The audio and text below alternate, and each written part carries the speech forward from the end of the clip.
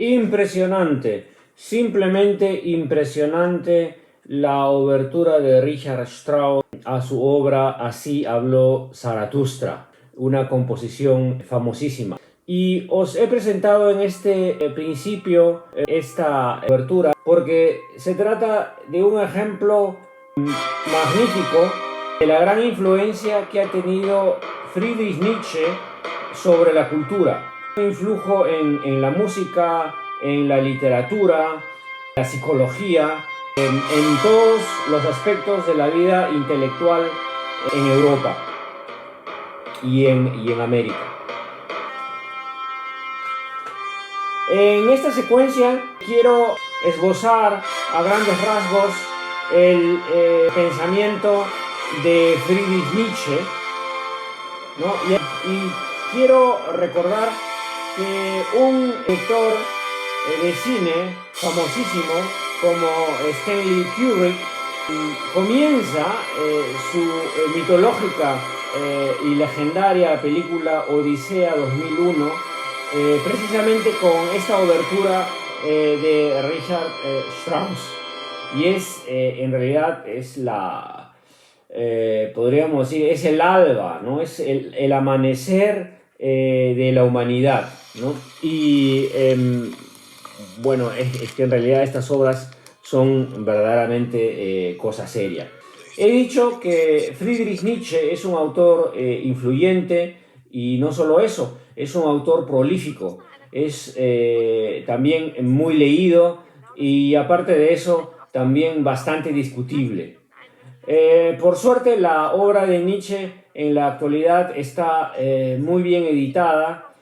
Siempre recomiendo la obra titánica de Giorgio Colli y Massimo Montinari, quienes han cotejado todos los originales y han limpiado la obra de tal manera que en ese sentido tenemos el pensamiento de Friedrich Nietzsche tal cual. Por otro lado, hay bibliotecas que disponen de las obras completas de Nietzsche y la importancia de este autor se puede ver en una sencilla circunstancia, y es que todas sus obras, o la mayor parte de sus obras, han sido traducidas al español y al inglés, y muchas traducciones son pegadas al original y valiosas. Y sin embargo, algo que siempre recomiendo es leer a Nietzsche en el original.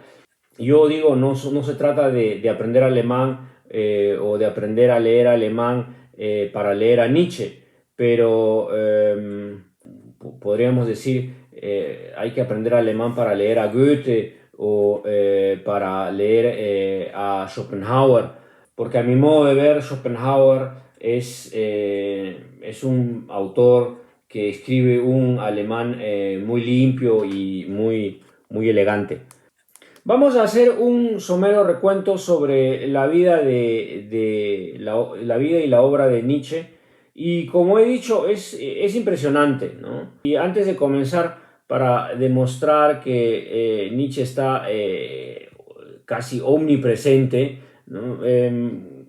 Quiero recordar una anécdota en la película Un pez llamado Wanda, ¿no? A Fish Called Wanda. Y en esta película los protagonistas son una banda de ladrones, y uno de los ladrones, representado por Kevin Kline, es nada menos que un italiano de curiosas costumbres, ¿no? Y de dudosa categoría, pero este personaje se considera muy hombre y muy fuerte, y se lo figura, ¿no? Leyendo un libro Beyond Good and Evil, ¿no? Más allá del bien y el mal, de Friedrich Nietzsche, ¿no? Y en ese sentido, Nietzsche es el héroe de la filosofía popular, como lo denominó mi profesor, el doctor Wolfgang Marx, en Bonn, y que en paz descanse. Sobre la vida de Nietzsche podríamos hablar horas enteras. Y Nietzsche era genial, en realidad. Era un niño bastante lleno de luces, iluminado, muy inspirado, educado estrictamente bajo el credo luterano. Y ¿no? Él era hijo de un pastor evangélico y tenía tanta devoción que cuando era pequeño lo llamaban el pequeño pastor, ¿no? El pequeño eclesiástico. Y eso es muy interesante, ¿no? Y también algo que vale recordar es que en su juventud Nietzsche era un joven muy piadoso, muy dedicado a la música y dedicado a escribir versos y composiciones en honor a Cristo, ¿no? Y yo quiero decir algo, que si en realidad Nietzsche no hubiera escrito ninguna obra filosófica, si no hubiera escrito ninguna obra filosófica y si solo hubiera escrito sus poemas, los pocos poemas que ha escrito son tan hermosos, son tan valiosos, que sin lugar a duda le habrían dado fama. Pero sin lugar a dudas Nietzsche es un inconformista, ¿no? Es un espíritu que está en permanente movimiento y cuando llega a la Universidad de Bonn se llena de muchas actividades, escucha muchos ruidos, sigue muchas inquietudes y nosotros los seres humanos no solo somos entes intelectuales, espirituales, sino también tenemos una corporalidad. Y en la corporalidad de Nietzsche vemos muchas inquietudes, muchos instintos, muchas sedes, ¿no? Tenía un espíritu, digamos, una energía juvenil poco educada, poco esclarecida. Podemos que ver que Nietzsche crece en el siglo XIX, en el entorno del Segundo Imperio Alemán, y es una sociedad que carece de la mínima educación sexual, ¿no? Es una sociedad poco ilustrada y entonces por eso ocurren cosas inadecuadas, de tal manera que sin querer desprestigiarlo, es seguro que Nietzsche en su juventud visitara ciertos locales donde contrajo dolencias e infecciones que posteriormente sellaron su fin. Pero esta es una cuestión que los eruditos, los estudiosos, los biógrafos tocan sin profundizar, ¿no? Pero los biógrafos franceses de Nietzsche nos dicen que efectivamente murió por los efectos de la sífilis, ¿no? O perdió la capacidad mental, las capacidades cerebrales por los efectos de la sífilis, que era y es una plaga. La constancia corresponde a la vida secreta de una persona.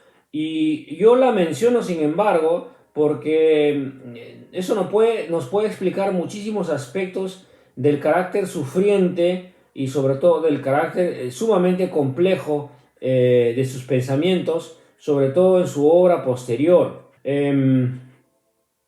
Y es algo que también podemos ver, por ejemplo, en el joven Vallejo.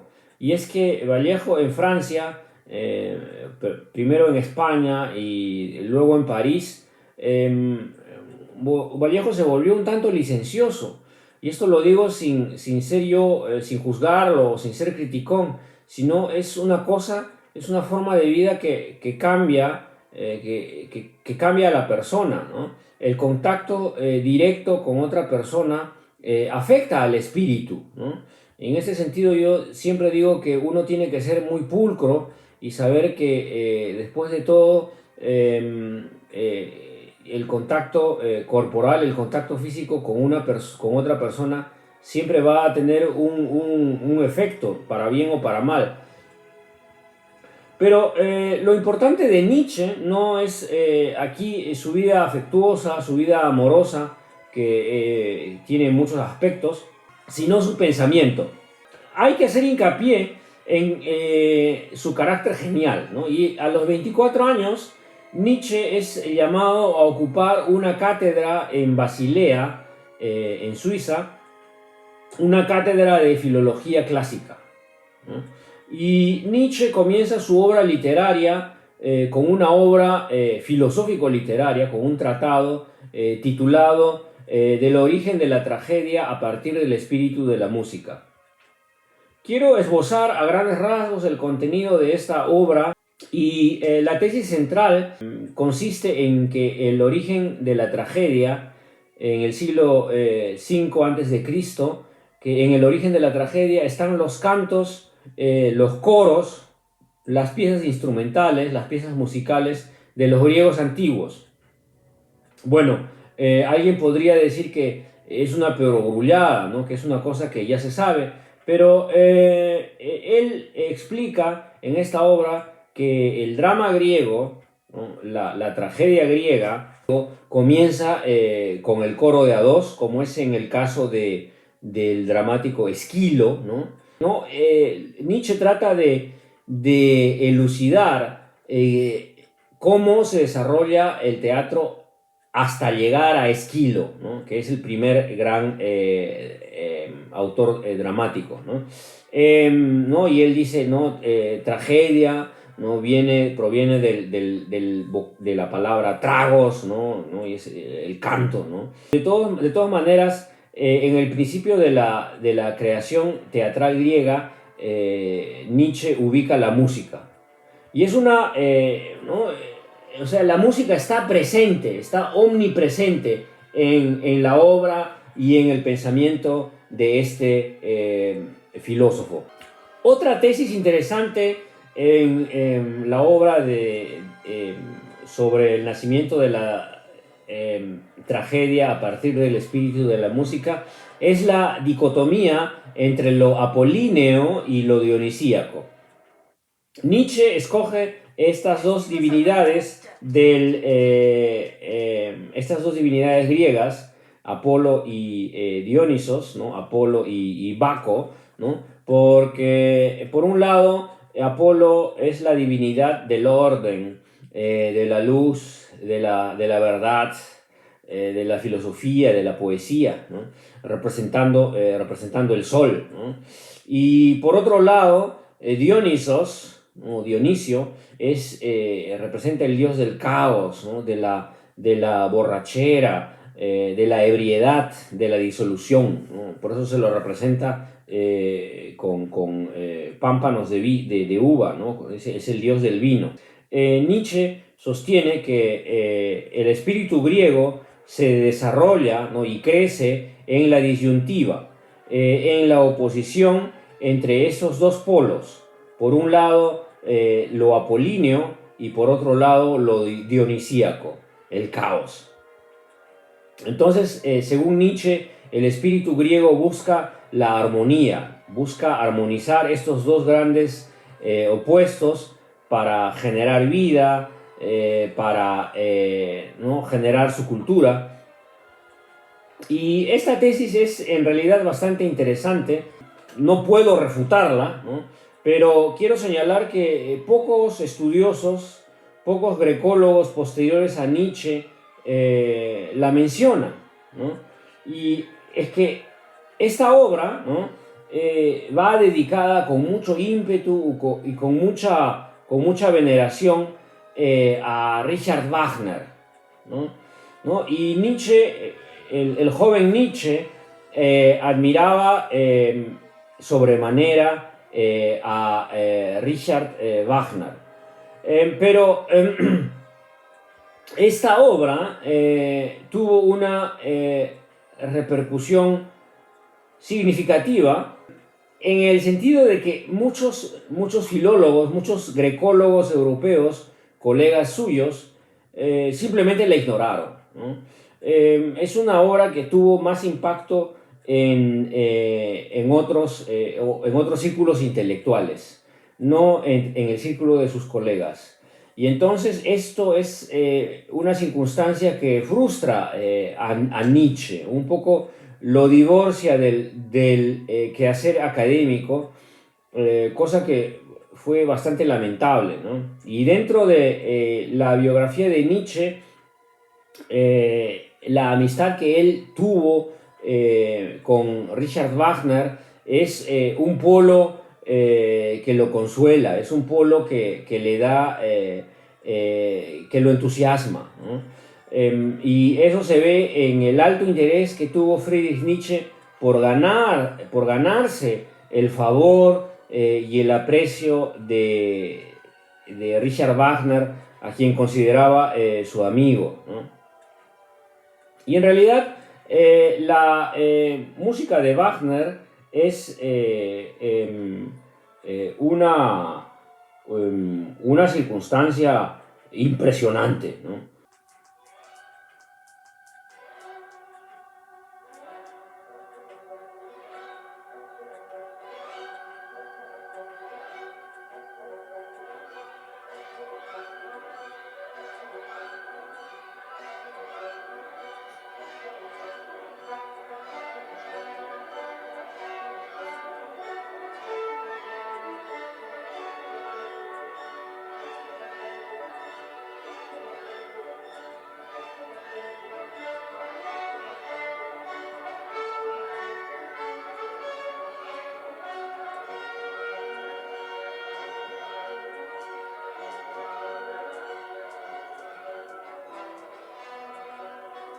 La intervención de las valquirias, ¿no? Las valquirias cabalgando, ¿no?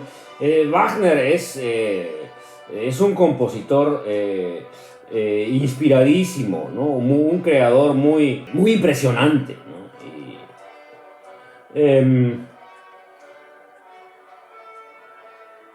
bueno, muchísimas son las obras de Wagner, y Nietzsche supone que su maestro, o digamos que supone que el compositor magnífico que es Wagner es un revolucionario, ¿no? El iniciador de una época, de una nueva época.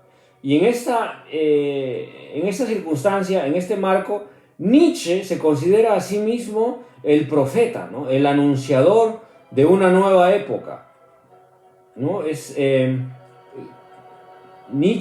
Wagner es el espíritu de una nueva música, y Nietzsche se considera el espíritu de una nueva humanidad. Pero la amistad entre Nietzsche y Wagner, Wagner es prácticamente una generación mayor que Nietzsche, podría haber sido su padre. Esta amistad termina en un distanciamiento y en una enemistad. Quiero señalar que Richard Wagner, a pesar de su genialidad y de su creatividad incansable, era un antisemita convicto y confeso, ¿no? Era un antisemita declarado, como lo eran muchos europeos cultos en Francia, en Alemania, en Rusia, en Polonia, en Inglaterra, ¿no? El antisemitismo no es un fenómeno exclusivamente austríaco o alemán, sino es un fenómeno europeo. Ya mencioné que la obra Princeps de Nietzsche fue el origen de la tragedia, pero dentro de su obra literaria, la cumbre es, sin lugar a dudas, Así habló o Así hablaba Zaratustra, ¿no? Esta obra, traducida al español, siempre recomiendo la traducción que elaboró Sánchez Pascual, que es la más acertada y es verdaderamente castiza, ¿no?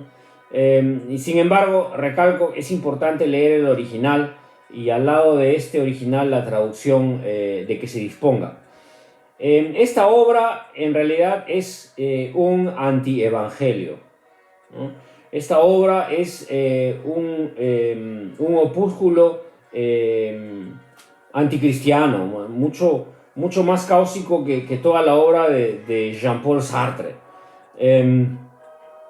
Porque aquí Nietzsche trata de descalificar toda la filosofía anterior a él, toda la religión anterior, ¿no? Y de reemplazarla por una nueva era, por un nuevo profeta titulado Zaratustra. Y en realidad eh, Nietzsche se presta el nombre de un profeta que efectivamente existió, un profeta persa que fue el profeta Zoroastro, un profeta persa Zoroastro, que anunció el monoteísmo de Hormuz, Hormuz o Ahura Mazda. Pero el Zaratustra de Nietzsche tiene poco que ver con el persa Hormuz o con la divinidad Ahura Mazda, ¿no? Sino este profeta es un profeta que descalifica a la humanidad, ¿no? Como digo, es algo que es una fuerza, es una voz que descalifica y condena a la humanidad por sus limitaciones, por sus defectos, por sus taras y por sus errores. Y dice, el ser humano es al mono lo que es el superhombre al ser humano, ¿no? Entonces, dentro del programa de Nietzsche, así habló Zaratustra, el hombre moderno, el hombre europeo, como él lo supone, tiene que ser superado, tiene que ser depuesto por un superhombre. Y el superhombre es un personaje utópico, un personaje súper libre, ¿no? Libre de prejuicios y de conceptos morales, ¿no? Libre de impedimentos, de trabas, ¿no? En realidad tendríamos que decir que debería ser un personaje libre de complejos, ¿no? Pero vemos que el superhombre es una forma de superar inconscientemente la suma de complejos que él tiene, ¿no? Muchos estudiosos consideran que en Zaratustra se puede identificar el nacimiento del nihilismo moderno. Y después de todo, el nihilismo quiere decir que no hay valores, ¿no? Que no existen los valores, que los valores greco-romanos, que los valores platónico-cristianos no tienen ninguna validez, ¿no? Digamos, la búsqueda de la justicia, la búsqueda de la bondad, la búsqueda de la realización del espíritu, ¿no? Entonces Nietzsche descarta la tradición que él titula judeo-cristiana, descarta la tradición socrático-platónica y en su lugar establece su presencia, su palabra, ¿no? Y yo tengo que decir que en realidad esta obra es avasalladora, ¿no? ¿No? El lenguaje, ¿no? es tremendo, ¿no? Es una fuerte retórica, es una construcción retórica, un instrumento retórico y poético retórico de primer orden. Y esta obra, con su fuerza y su violencia retórica, sirvió como base de aprendizaje para Adolf Hitler, ¿no? Porque Adolf Hitler en sus horas de ocio, que eran las más, ¿no? Leía, entre otras cosas, ¿no? A Darwin y también a Nietzsche, ¿no? Así habló Zaratustra, y probablemente se aprendió pasajes de memoria de esta obra. Y si nosotros cotejamos aspectos del discurso del superhombre, ¿no? Y lo cotejamos con el concepto del ario desarrollado por Hitler o de la bestia rubia, ¿no? Vemos que están muy vinculados con el concepto del superhombre, de una raza superior, ¿no? Que tiene que advenir y que tiene que ser formada. Entonces, podemos ver que si, como toda obra, ¿no? Si la dogmatizamos, ¿no? ¿No? Toda obra dogmática o que termine en dogmatismo tiene un carácter nocivo, un carácter proselitista, dogmático. Yo personalmente aprecio mucho desde el punto de vista lingüístico, desde el punto de vista poético, filológico, el nivel y el carácter de esta obra, pero tengo que señalar que es una obra cáustica, es una obra que contiene tanta violencia, tanta capacidad de destrucción como el manifiesto comunista. Y yo podría decir que a principios del siglo XX hay tres grandes vertientes del pensamiento desencadenadas y que son el marxismo, Nietzsche y el psicoanálisis, ¿no? Y entonces podríamos verlo de una manera, o yo lo interpreto de esta manera, trato de explicarme por qué algo como la Primera Guerra Mundial, por qué esta conflagración fue posible, y es porque ¿no? La Primera Guerra Mundial es la destrucción por la destrucción, ¿no? Es la irracionalidad, el abandono de los principios cristianos, ¿no? Y esto es posible porque se han abandonado o porque amplios grupos de la sociedad culta abandona el pensamiento ético, ¿no? ¿No? Siguiendo la moda de Nietzsche, ¿no? Y esto es algo que propugna, que propulsa el pensamiento de Nietzsche. Hay una obra que se llama Genealogía de la Moral, y Genealogía de la Moral es una obra que hay que leer 2 y 3 veces y con bastante cuidado, porque en ella Nietzsche construye la idea del pensamiento judeo-cristiano. Y prácticamente aquí él reformula ideas que ha adquirido de Wagner, ¿no? que ha escuchado de Wagner, y él sostiene que la virtud del griego proviene de arete, ¿no? Y la palabra arete proviene de Ares, del dios Marte, ¿no? Y tiene que ver con la virilidad, ¿no? Entonces, Nietzsche supone que la virtud del griego no es otra cosa que la virilidad, la fuerza avallazadora, la fuerza arrogante, la fuerza por la fuerza, ¿no? En otras palabras, según Nietzsche, ¿no? La arete del guerrero, ¿no? ¿No? La virtud ponderada por los griegos, ¿no? Es transmitida al espíritu romano, que es un espíritu bélico por excelencia, bélico, destructor, colonizador, humillador por excelencia, ¿no? Entonces, este espíritu bélico de virilidad, ¿no? Esta virtud bélica, según Nietzsche, es prácticamente debilitada por lo que él llama el pensamiento judeo-cristiano. Y en este sentido, él desarrolla una curiosa idea, que es la idea del resentimiento. Y sin él ser un gran historiador, Nietzsche pretende desglosar, ¿no? Pretende explicar la historia universal, ¿no? ¿No? A grandes rasgos, ¿no? Y sin someter sus juicios a prueba, ¿no? Y esto lo hace poco filósofo, ¿no? Porque él no somete sus juicios a prueba, ¿no? Nietzsche afirma de modo apodíctico que el espíritu del resentimiento de los judíos es el espíritu de un pueblo sometido, humillado, de un pueblo débil e incapaz de defenderse, incapaz de guerrear.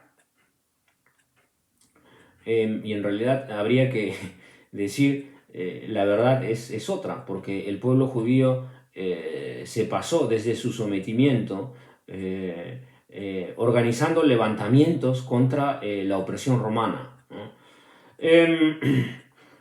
Muy bien, y entonces, según Nietzsche, ¿no? El pensamiento judeo-cristiano o judío-cristiano trata de alcanzar una revancha, ¿no?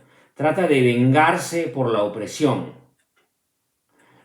carcomiendo la estructura del Imperio Romano a través de la religión, de una religión de débiles, a través del intelecto judeo filosófico intelectual. Cosa que yo les digo, esta idea es bastante curiosa, bastante imaginativa,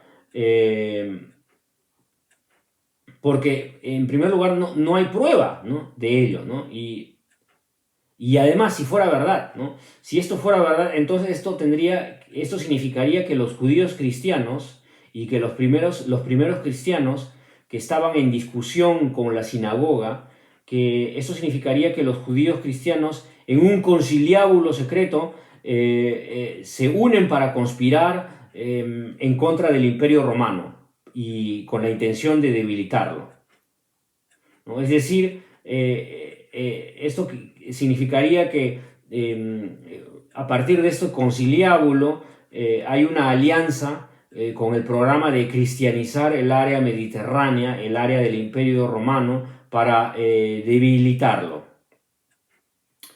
Bueno, pruebas de una conspiración de esta naturaleza no existen, y en realidad creo que no podrán ser encontradas, ¿no?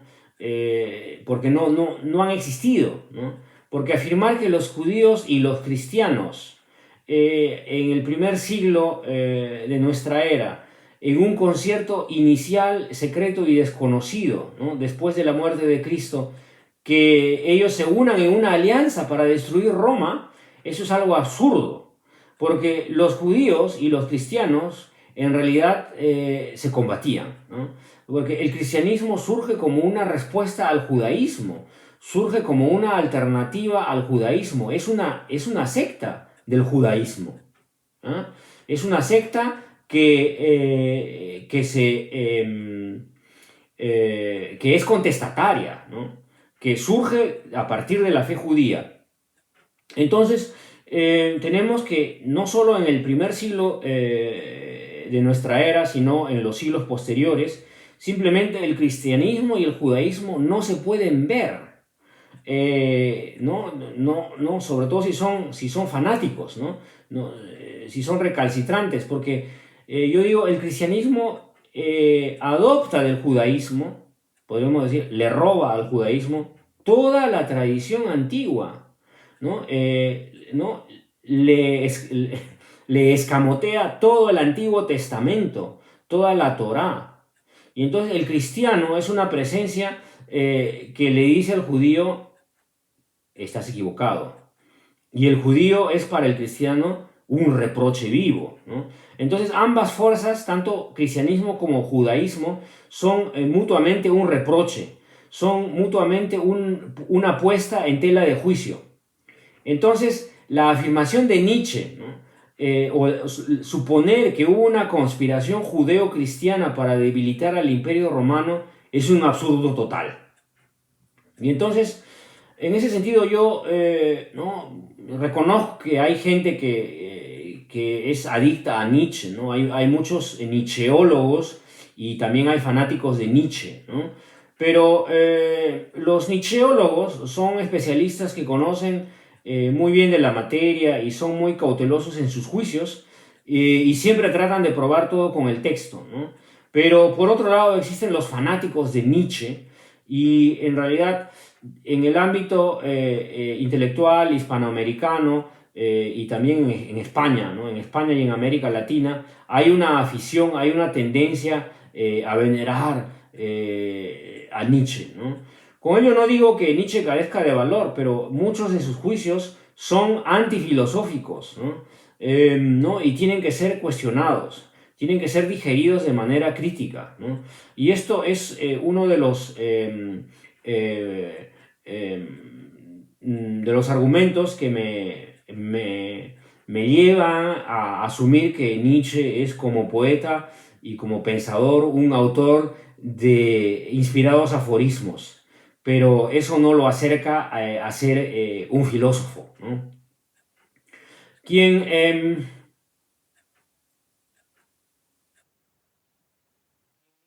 Nietzsche tiene que aprender también, tiene que, no, tiene que aprender a ser crítico, ¿no? A no creer todo lo que está escrito en blanco y negro, sino comprender cuál es la intención verdadera del autor en ese momento, ¿no? Al escribir algo, ¿no? Y yo digo que la intención de Nietzsche es primordialmente escandalizar, ¿no? La intención de Nietzsche, él mismo lo dice, es sacudir, ¿no? Sacudir al espíritu, ¿no? Y despercudirlo, ¿no? Es una forma, su forma de vivir es filosofar con el martillo, ¿no? O pensar con el martillo, ¿no? Una forma de destruir, es una forma cáustica. Y en este sentido hemos visto que su tesis de la conspiración judeo-cristiana es simplemente absurda, ¿no? Y del mismo modo puedo volcarme sobre la verborrea, porque verdaderamente es una verborrea la que gasta Nietzsche para defenestrar, para presuntamente defenestrar el pensamiento de Sócrates y de Platón. Eh, y otro tema sería decir lo poco que Nietzsche se ocupa del pensamiento kantiano, ¿no? Porque la filosofía alemana, en realidad, si lo vamos a practicar de modo serio, es Kant, ¿no? La filosofía,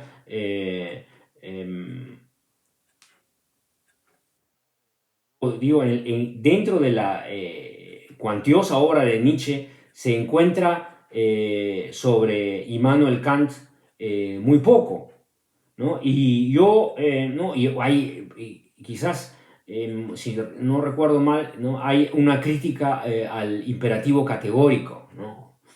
Que es una crítica que podríamos decir que un poco podría doler, ¿no? Pero es que toca un poco punto álgido sobre el imperativo categórico. ¿No? Ofrecido varios aportes, ¿no? Pero digamos que el imperativo categórico de Immanuel Kant tiene que ser atacado por Nietzsche de todas maneras, porque Nietzsche al final postula la amoralidad, ¿no? Postula una vida más allá del bien y el mal, una vida más allá de la moral, una vida más allá de los principios morales, ¿no? Y lo que hace el imperativo categórico, después de todo, es elevar la acción humana, ¿no? Hacia la axiología, ¿no? Hacia una axiología pura, ¿no? Bueno, como he dicho, Nietzsche se ocupa muy poco del pensamiento kantiano, y juzgo que leyó muy poco o leyó superficialmente, que es algo grave, ¿no? Es algo, leyó superficialmente a Kant, porque existe la filosofía precrítica, la filosofía prekantiana y la filosofía kantiana o postkantiana. Y entonces, quien quiere hacer una revolución verdadera en la filosofía, tiene que remitirse siempre a Immanuel Kant y a su obra crítica. Pero es que Nietzsche no lo hace, ¿no? Y como digo, yo supongo que Nietzsche no recurre a Immanuel Kant porque lo que quiere Nietzsche hacer es decir, ¿no? Es demostrar que la filosofía anterior a Nietzsche está descalificada. O sea, esto es algo que habría que analizar con mayor detenimiento, ¿no? Y a lo que iba es que algo que inquieta a Nietzsche sobremanera es el vínculo que se puede encontrar entre el pensamiento platónico-socrático, entre el carácter bonachón del pensamiento socrático y la teología del amor que viene con el cristianismo. Porque para Friedrich Nietzsche, que creció y vivió el intelecto, ¿no? de la leche cristiana, vivió de la fuente del pietismo luterano, para Nietzsche el cristianismo se convierte en el enemigo. Es algo que a mí personalmente me sorprende, ¿no? Como Nietzsche ya él mismo se considera un anticristo, ¿no? ¿No? Cuando uno analiza la vida de Nietzsche, ¿no? En él se realiza algo como lo que le ocurrió, como lo que ocurrió en Vallejo, y que ya dije, ¿no? Ambos proveniendo de un ambiente netamente cristiano y piadoso, de un discurso netamente cristiano, se aleja del cristianismo, ¿no? Y se entrega a la negación del cristianismo y prácticamente a la apostasía. Y en una frase Así hablaba Zaratustra, postula el profeta, Dios ha muerto, ¿no? Y este profeta, ¿no? Este anacoreta no sabe que Dios ha muerto, ¿no? Y se dice, Nietzsche, dos puntos, Dios ha muerto, ¿no? Y actualmente, Dios, dos puntos, Nietzsche ha muerto, ¿no? Entonces, tenemos que ver, es una especie de esquizofrenia que hay en Nietzsche, una especie de conflicto no resuelto. Y yo no puedo decir que Dios ha muerto o que Dios existe solo como, ¿no? Solo porque sí, ¿no?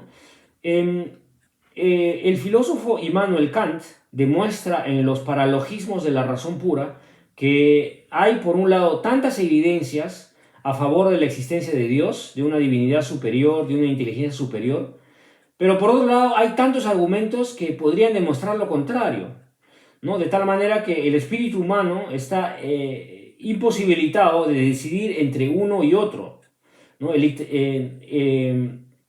Está en una situación de tensión. Mientras que decir simplemente o atreverse a decir, ¿no? Como Nietzsche lo hace, que Dios no existe y después no decir nada más, es algo muy sencillo y poco filosófico. Bueno, dije que Nietzsche le resta importancia al imperativo categórico de Immanuel Kant, posee una presencia ética, y tanto más lo va a hacer con Sócrates, porque Sócrates es una presencia ética por excelencia. Sócrates es una presencia moral, ¿no? Y ¿no? Sócrates en realidad es un gigante de Atenas, ¿no? Y podríamos hacer todo un círculo de conferencias sobre Sócrates, porque es verdaderamente un gigante verdadero, ¿no? En Sócrates vemos en primer lugar el establecimiento, ¿no? La constatación de la realidad del alma, ¿no? La realidad del alma es en primer lugar, ¿no? El segundo punto de Sócrates es la necesidad del bien y de la justicia, ¿no? Y el tercer punto en Sócrates es un momento ético, es un momento ético práctico, ¿no? Y lo identifico en la frase de Sócrates, que la encontramos en el diálogo Gorgias, y Sócrates dice, es preferible ser víctima de injusticias a ser un autor de injusticias, ¿no? ¿No? Definitivamente Sócrates nos dice, es preferible, es mucho mejor sufrir uno mismo injusticias que causarles injusticias a otros, ¿no? Y digamos, la ley del más fuerte, ¿no? La ley del más fuerte es en realidad, no es una ley, ¿no? Sino es una negación de la ley, ¿no? La ley del más fuerte, si alguien puede invadir un lugar, si alguien puede ocupar un país, si alguien puede ocupar un continente, si alguien puede posesionarse de todo un continente y una esfera, si alguien puede esclavizar un continente, en la actualidad pues lo esclaviza, ¿no? Entonces no hacen, ¿no? Los espíritus inmorales hacen lo que hacen, ¿no? Y no hacen lo que deben, sino hacen lo que pueden hacer. Y no tienen un control, no hay un control de la fuerza bruta, la violencia no se controla. Y es algo que Sócrates en ese sentido es una entidad ética porque él descubre o él postula que es necesario que el fuerte se controle, que el fuerte no oprima, que el fuerte busque el imperio de la justicia, ¿no? Y Nietzsche se burla de Sócrates. Nietzsche dice que todo esto, que toda la búsqueda de la justicia, toda la búsqueda, toda la postulación de la inmortalidad del alma, es un recurso de los débiles, ¿no? Nietzsche supone que los débiles quieren debilitar o quitar justificación moral a los más fuertes, ¿no? Y que los débiles buscan argumentos para que el más fuerte se avergüence de ser fuerte y para que no abuse. Entonces, en otro sentido, Nietzsche considera que la violencia y el abuso, ¿no? del más fuerte, que la potencia del poder, ¿no? que el abuso del más fuerte sobre el más débil son legítimos, ¿no? Y esto lo hace bastante cuestionable, ¿no? Eso lo hace cuestionable, pero él se vanagloria, ¿no? Nietzsche dice que el más fuerte, si es más fuerte, si es el más fuerte, tiene que ser el más arrogante, el más viril, ¿no? ¿No? Entonces yo digo, Nietzsche, pues que viva tu virilidad, ¿no? Que viva tu fuerza. Y no podemos realizar un psicoanálisis sobre un cadáver, ¿no? Un psicoanálisis sobre una persona que ya no existe, pero hay muchos complejos dentro del espíritu de Nietzsche, muchas contradicciones y un gran complejo de inferioridad, un complejo de debilidad, de virilidad no desarrollada, no vivida, ¿no? Entonces esa represión es lo que ¿no? En vida, ¿no? Y en cuerpo y en vida, él la desfoga con la lengua, ¿no? Se va de lengua en realidad, eso es lo que es la verborrea de Nietzsche, y él escribe y habla porque tiene boca, y en otro lado, ¿no? Como he dicho, ¿no? Tiene una retórica y una verborrea increíbles, ¿no? Pero sobre todo las obras posteriores confirman todas mis intuiciones, porque en Ecce Homo, ¿no? Hay párrafos que comienzan con la frase: ¿por qué soy tan sabio? ¿Por qué soy tan inteligente? Con una autoconvicción, ¿no? Que yo pienso que en realidad él no puede pensar que es tan sabio o que es tan inteligente. Él se estiliza, ¿no? Es una estilización, es una autoestilización, ¿no? Como si él fuera verdaderamente muy sabio y muy seguro de sí mismo, porque hombre tan seguro de sí mismo no lo era, ¿no? No lo digo porque sea para mí una forma de descalificarlo, ¿no? Y por favor no me consideren cruel, ¿no? Porque yo sé que ha habido mucho sufrimiento en Nietzsche y mucho sufrimiento que puede acercarnos a a la compasión, porque quien tiene complejos sufre mucho, ¿no? Pero yo pienso que quien es tan inteligente, que quien tiene un intelecto tan superior como el de Nietzsche, tiene que ser capaz, de todas maneras, de sobrellevar sus taras, superar sus defectos, ¿no? Trascender sus complejos, ¿no? Y en realidad Nietzsche no lo hace. Nietzsche lo que hace en realidad es tratar de destruir el pensamiento filosófico previo a Nietzsche, ¿no? Y como he dicho, ¿no? Sobre todo se ensaña con el pensamiento socrático y platónico, ¿no? Y él lamentablemente logra convencer a muchos incautos, ¿no? Logra convencer a muchos lectores de que la inmoralidad de que la inmoralidad es justificable, ¿no? Y sobre todo, Nietzsche es una lectura perniciosa para los jóvenes, ¿no? Porque quien lea Nietzsche y llega a creer lo que dice Nietzsche, ¿no? Va a pensar que está permitido hacer todo, ¿no? Es una forma utilitarista del pensamiento, no es una forma ética de pensar. Es algo que está, digamos, en el espíritu anglosajón, que está en el espíritu norteamericano de imponerse por la fuerza, ¿no? De ser fuerte, ¿no? Y de gastar su fuerza en imponerse, no para ayudar al débil y al pobre, ¿no? ¿No? Porque yo digo, quien es fuerte y quien es filosófico y sabio, utiliza su fuerza para el bien, no para oprimir a los demás. Y lo que Nietzsche hace es justificar la violencia, justificar la opresión. Nietzsche justifica el sometimiento y la ocupación. Entonces, a mí, una forma de... Esto me parece una forma de perder o de... Eh,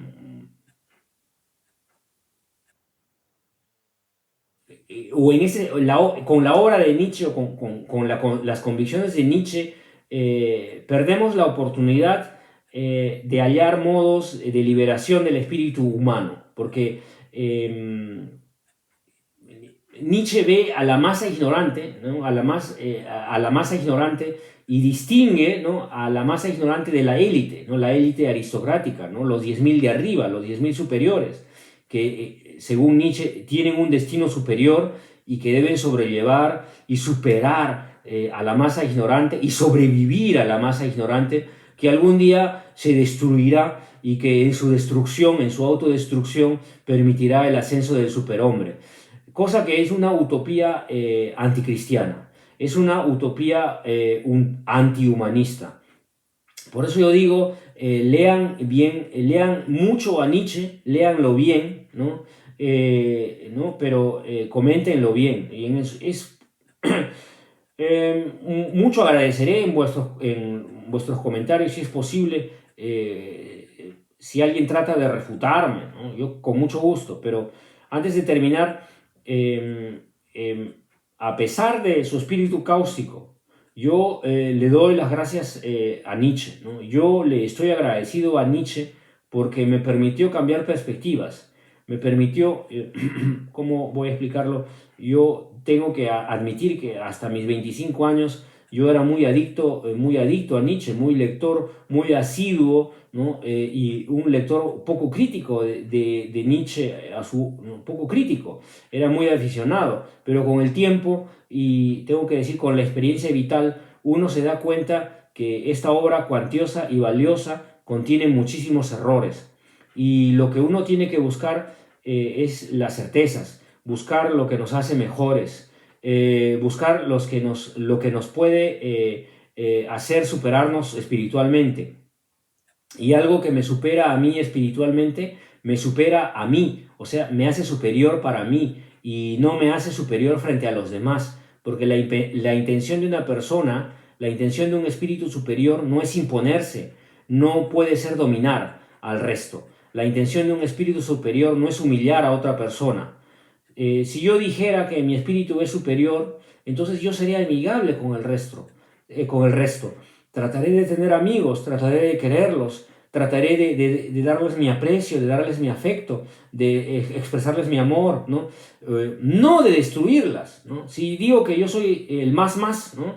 ¿No? Si yo digo que soy superior, no se trata de una superioridad de labios para afuera, sino una superioridad real. Es una superioridad que sabe trabajar en equipo, una superioridad que sabe entusiasmar, que sabe enseñar verdades sin humillar al otro. Hay una virtud teologal cristiana que es enseñar al que no sabe, ¿no? Enseñar al que no sabe, y enseñarle bien, y enseñarle con cariño, y enseñarle sin humillar, enseñarle sin maldad. Porque si yo sé algo más que el otro, eh, eh, ¿esto me hace superior? ¿No? No, eso, yo miro a una persona, entonces veo a Sócrates, ¿no? Entonces, eh, eh, eh, la superioridad se muestra en la calidad humana, ¿no? La superioridad, uno no presencia su superioridad. Es que la superioridad, digo, es una experiencia ajena a uno mismo. Es decir, uno tiene una conversación con unos amigos, ¿no? Y después estos amigos, horas después o días después, siguen inspirados por nuestra conversación, ¿no? Y hablan de ella, ¿no? Y hablan con gratitud, ¿no? De esa conversación. Pero es algo que no tengo que verlo yo mismo, ¿no? ¿No? Y que no necesito en realidad. Es una escuela de humildad, después de todo, ¿no? La verdadera superioridad es una escuela de humildad. Y por eso Jesús de Nazaret dice, ¿no? Sed humildes como yo lo soy, ¿no? Eh, es una cuestión de biografía, ¿no? Decir que lamentablemente Nietzsche no fue una persona muy feliz. Fue una persona literariamente prolífica.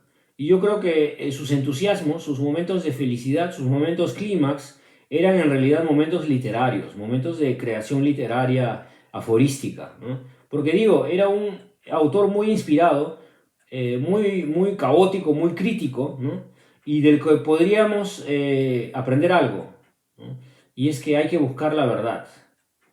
Hay que buscar la verdad porque estamos engañados, porque vivimos en el engaño, porque la sociedad nos engaña, la burguesía nos engaña, el mundo nos engaña. Y en cierto sentido, Nietzsche en muchos aspectos también nos engaña por estar él mismo engañado. Y para terminar, quiero citar a Saulo de Tarso, San Pablo, ¿no? La verdad os hará libres, la verdad os dará tranquilidad, os dará paz, la verdad os dará fuerza, os dará energía y os dará inspiración.